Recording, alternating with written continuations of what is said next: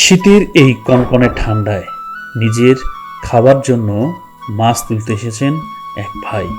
চলুন সেই দৃশ্যে আপনাদেরকে নিয়ে যাই। প্রকৃতি যখন কুয়াশায় আচ্ছন্ন, তখন হয়তো কারো প্লেটে খাবার জোটে না, কিংবা জুটলেও ভালো খাবার জোটে না, এবং সেখান থেকেই আসে মাছ ধরার গল্প। শীতের কনকনে ঠান্ডা উপেক্ষা করে নিজের বাচ্চা কাচ্চাকে খাওয়ানোর জন্য মাছ ধরতে এসেছেন এই ভাই। চলুন আমরা তার সঙ্গে কথা বলি এবং এই সাত সকালে মাছ ধরার রহস্যটা জেনে আসি। দেখেন কত সুন্দর সুন্দর মাছ সে ধরেছে, এবং এটি সম্পূর্ণ দেশি মাছ। এই দেশি মাছ দিয়ে তাদের পরিবারে আজকে সকালে রান্না হবে। সবাই মিলে সেই মাছ দিয়ে তারা খাবে। যদিও তার পরিবারের জন্য, কিন্তু এটি তার কাছে একটা নেশার মতো। আঞ্চলিক ভাষায় এই জালটিকে বলে হ্যাঙ্গা জাল।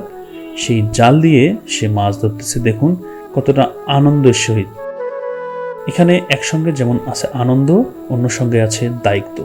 দায়িত্ব এবং আনন্দের দুইয়ের মিশেলেই তিনি মাছ ধরে যাচ্ছেন। দেখেন ছোট ছোট মাছ, যদিও এটি একদম রাস্তার সাথে, তাই গাছের ঝরা পাতা আচ্ছন্ন করে রেখেছে এই জলাশয়টিকে।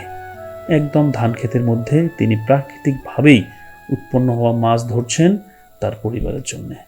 দেখুন কত সুন্দর এই দৃশ্যটা। আজকে সকালে আমার মনটাকে ভরিয়ে দিয়েছে। আসুন আমরা হাসি ছড়াই, এইরকম সংগ্রামী লোকের গল্প সবখানে তুলে ধরি। ভালো থাকবেন, সুস্থ থাকবেন।